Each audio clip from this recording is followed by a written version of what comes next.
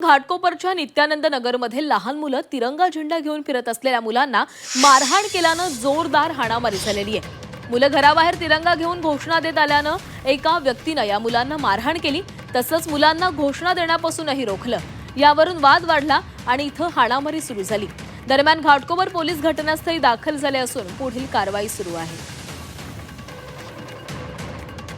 घाटकोपरच्या नित्यानंद नगरमध्ये लहान मुलं तिरंगा झेंडा घेऊन फिरत असलेल्या मुलांना मारहाण केल्यानं जोरदार हाणामारी झालेली आहे। मुलं घराबाहेर तिरंगा घेऊन घोषणा देत आल्यानं एका व्यक्तीनं या मुलांना मारहाण केली, तसंच मुलांना घोषणा देण्यापासूनही रोखलं आणि यावरूनच वाद वाढला आणि तिथं हाणामारीची घटना घडलेली आहे। दरम्यान घाटकोपर पोलीस घटनास्थळी दाखल झालेत आणि या संदर्भात अधिक बोलूयात। आमचे प्रतिनिधी अमोल पेडणेकर आपल्यासोबत जोडले गेलेत। अमोल, लहान मुलं तिरंगा घेऊन जात असताना त्यांना मारहाण केलेली आहे एका व्यक्तीनं, काय या संदर्भातली अधिकची माहिती मिळाली?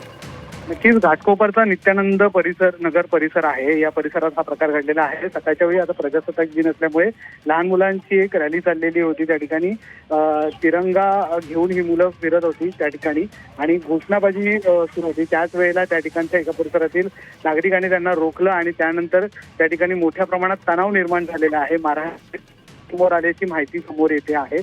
त्यामुळे दोन समूहांमध्ये मोठ्या प्रमाणात या ठिकाणी तणाव निर्माण झालेला आहे।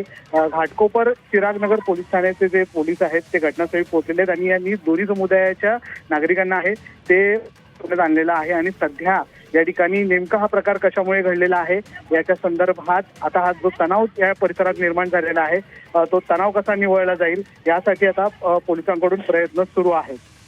नक्कीच अमोल, धन्यवाद दिलेल्या सविस्तर माहितीसाठी। तर या मारहाणीची काही दृश्य देखील समोर आलेली आहेत।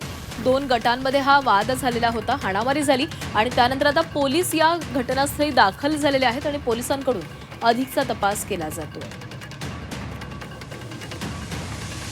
तर घाटकोपरच्या नित्यानंद नगरमध्ये लहान मुलं तिरंगा झेंडा घेऊन फिरत असलेल्या मुलांना मारहाण केल्यानं जोरदार हाणामारी झालेली आहे। मुलं घराबाहेर तिरंगा घेऊन घोषणा देत आल्यानं एका व्यक्तीनं या मुलांना मारहाण केलेली आहे आणि त्यानंतर हा संपूर्ण वाद राडा झालेला आहे।